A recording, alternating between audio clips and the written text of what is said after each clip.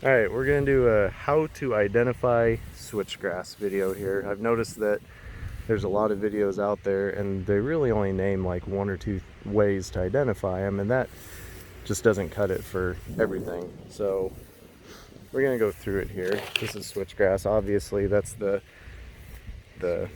emergent seed head, but something I haven't heard a lot of, if you take your fingers and run it up and down the leaf like this on both sides, it's very, very smooth.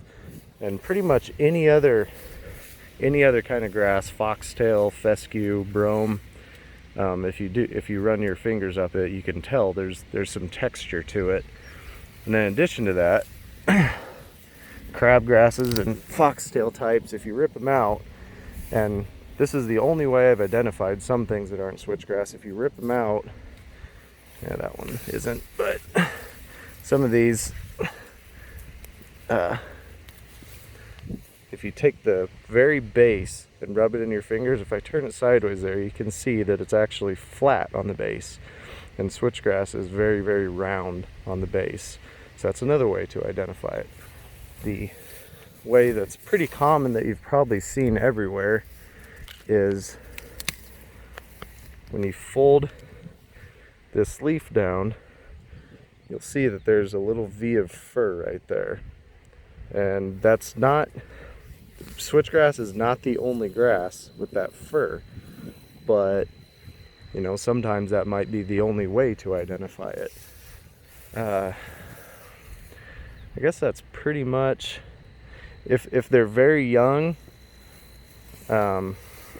you can pull them out by the root and you'll be able to tell that way, because switchgrass is very deeply rooted, to the point where you may not even be able to pull it out without breaking it, whereas foxtail and things like that will be pretty shallow rooted. Is there any other tips you can think of, Dad? Poppers? No, it's got joints in the stem.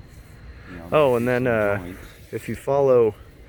if you look at how this leaf is on here, I can't see the screen right now because of the sun, but it's really on the opposite side of the leaf. It's really wrapped around that stem, and then the leaf itself